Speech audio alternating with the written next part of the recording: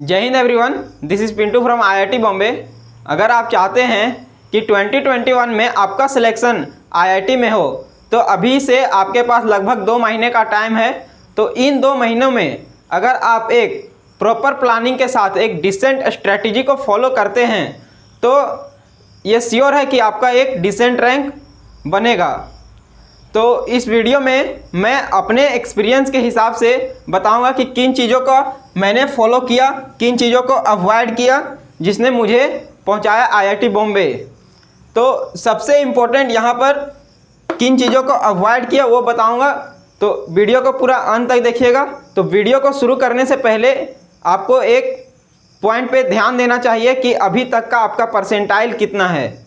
तो सबसे पहले उसको डिस्कस कर लेते हैं। अगर आपका 97 परसेंटाइल से ऊपर है तो आप प्योर जेईई एडवांस पे फोकस करें।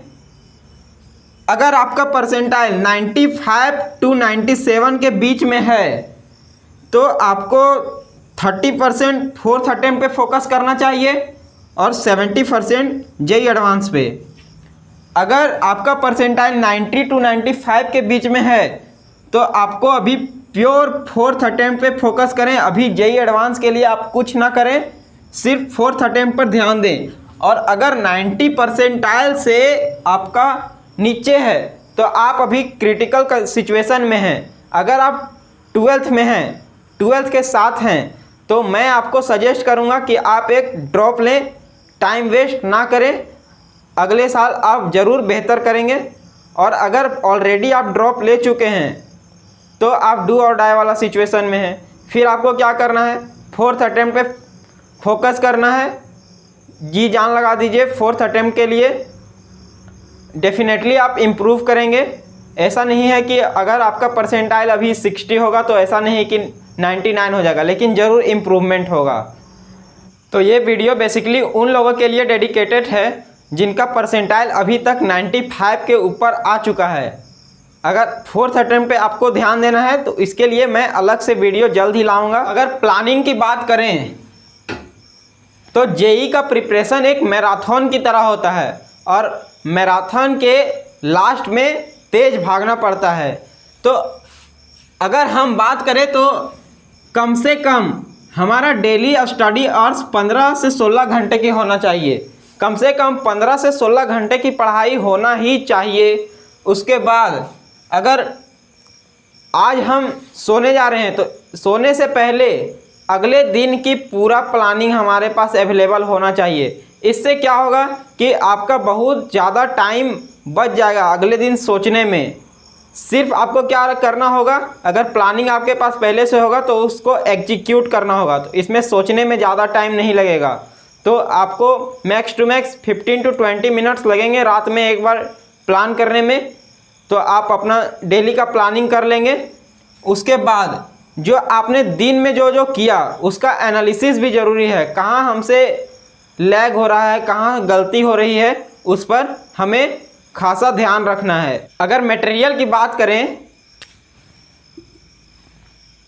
तो पहले आप ये मन में बैठा लें कि आईआईटीज इसीलिए जाने जाते हैं कि जेईई एडवांस के पेपर में कुछ ना कुछ सरप्राइजिंग एलिमेंट आपको देखने को मिलेगा। तो आपको हर परिस्थिति के लिए तैयार होना चाहिए और उसी को हमें ध्यान में रख के अपना अभी से प्रिपरेशन करना है। तो हमें क्या करना है, जो भी करना है, हमें जो भी रिवीजन करना है, हमारा रिवीजन क्वेश्चंस के थ्रू ही होगा। हम अब नोट्स पढ़ने का हमारे पास उतना ज़्यादा टाइम नहीं है।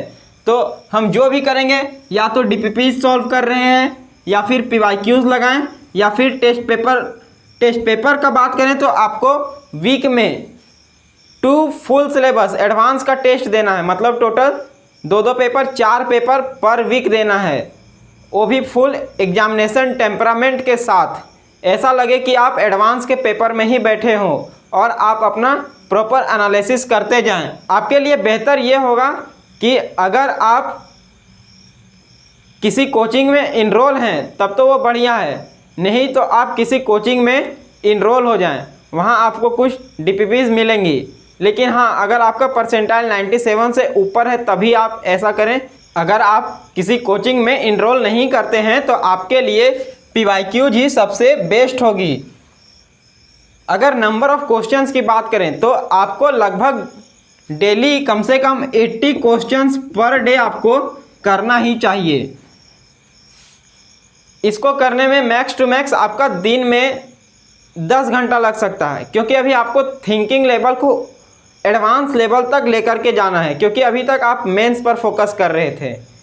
तो आप क्वेश्चन को प्रॉपर विजुअलाइज कीजिए, अच्छा से उसको सोचिए, ताकि एक अच्छे लेवल पे थिंकिंग आपका डेवलप हो। और इसी तरह से अभी आपको कम से कम 40 दिन तक करना है। उसके बाद लास्ट के जब 20 दिन बचेंगे उस समय हम क्या करेंगे, डेली 2 पेपर अटेम्प्ट करेंगे फुल एग्जामिनेशन टेम्परामेंट के साथ। टाइम मैनेजमेंट की बात करें तो आपको कम से कम दिन में 16 घंटे पढ़ना ही है।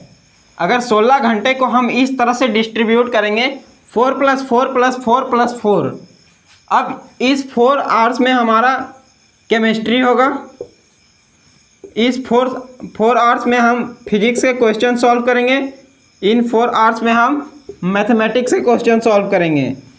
और ये जो 4 आवर्स बच रहे हैं यहाँ पर हम कुछ रिवीजन कर सकते हैं। अगर अभी तक मेरा कुछ रिवीजन छूटा है फिजिक्स या मैथ में तो आप उनका रिवीजन कर सकते हैं चैप्टर वाइज। ये काम आपको 35 या 40 दिन तक ही करना है। उसके बाद आपको फुल डेडिकेटेड हो जाना है पेपर्स पे, रोज़ पेपर करना है, वो जो मैं पहले ही बोल चुका हूँ। अब इन केमिस्ट्री में ये करना है कि आप सुबह उठते ही सबसे पहले जो पढ़ना है वो केमिस्ट्री को 2 घंटा आप इनऑर्गेनिक या ऑर्गेनिक पढ़ेंगे। 2 या 3 घंटे जिस हिसाब से आपका फिजिकल इनऑर्गेनिक ऑर्गेनिक वीक है उस हिसाब से आप देख लेंगे। 2-3 घंटे आपको इसके अच्छे से थ्योरी या नोट्स पढ़ने हैं। आइदर आप वो NCERT से पढ़ सकते हैं या फिर आपका अगर अच्छे से नोट्स बना है तो आप उसको पढ़ सकते हैं। बाकी क्वेश्चन सॉल्व करने का रहा तो वो सिर्फ फिजिकल केमिस्ट्री का क्वेश्चन न्यूमेरिकल वगैरह सॉल्व करेंगे, और बाकी ये फिजिक्स का न्यूमेरिकल हो गया, मैथ्स का न्यूमेरिकल हो गया, ये आप DPPs या PYQ से ही लगाएंगे। और ये बचा 4 घंटा। अगर आप कोचिंग में इनरोल हैं तो वहाँ पर 4 घंटा कम से कम आपका जाएगा वीडियो लेक्चर्स में, और नहीं है तो आप खुद से थ्योरी का रिवीजन कर सकते हैं। अब बाकी 16 घंटे के बाद आपके पास 8 घंटा जिसमें बच रहा है उसमें आप ज़्यादा से ज़्यादा 5 घंटा सो सकते हैं, और 3 घंटा में बाकी आपका जो भी करना है, जो भी काम है वो आप कर सकते हैं, डेली वर्क जो भी है। अब फाइनली आते हैं सबसे इम्पोर्टेंट बात, किन चीज़ों को हमें अवॉइड करना है, हमें नहीं करना है, नहीं तो ये बहुत भारी पड़ सकता है। हमें नए टॉपिक को स्टार्ट नहीं करना है। जैसे कि मान लें कि हमारा वेव ऑप्टिक्स पूरा ही छूटा हुआ है या पूरा कॉनिक सेक्शन छूटा हुआ है, तो उसको आप शुरू नहीं करना है, उसको पढ़ने की कोशिश नहीं करना है। अगर 80% तक भी आपका सिलेबस कवर है तो आपका सिलेक्शन हो जाएगा। आप उन्हीं चैप्टर्स को पॉलिश करते रहें। फिर दूसरी बात आती है कि आपको सोशल मीडिया को अवॉइड करना है। जितने भी सोशल मीडिया है या फिर यूट्यूब पर कोई न्यूज़ वगैरह, ये सब आपको नहीं देखना। अगर आप कोई न्यूज़ देखते हैं तो आप उसमें फंस सकते हैं कि उसमें आगे की कहानी क्या होगा, अगर कोई वैसा केस आ गया तो आपको न्यूज़ को भी अवॉइड करना है, सोशल मीडिया भी अवॉइड करना है। फिर बात करते हैं तो आप अपनी पढ़ाई, पूरी पढ़ाई टेबल चेयर पर होना चाहिए। बेड का इस्तेमाल बिल्कुल नहीं करना है हमें। इससे क्या होगा, अगर आप बेड का इस्तेमाल करते हैं तो आप ये बोलेंगे कि हमारा घर में तो क्वेश्चन हो जाता है लेकिन एग्ज़ाम के टाइम में हमारा क्वेश्चन नहीं हो पाता। क्योंकि IIT की तैयारी सिर्फ तैयारी नहीं, एक प्रोसेस है। उस प्रोसेस से हमें गुजरना होता है, तभी हमें एक डिसेंट रैंक आती है, एक अच्छा IIT मिल पाता है। तो इसी बात पर आप कमेंट करके ये भी ज़रूर बताएं कि आपका ड्रीम IIT कौन है और आप उसे पाने के लिए क्या कर सकते हैं, किस हद तक जा सकते हैं। एंड ऑब्वियसली वीडियो को लाइक कीजिए, अपने दोस्तों के साथ शेयर कीजिए, और चैनल पे नए हैं तो चैनल को सब्सक्राइब कीजिए।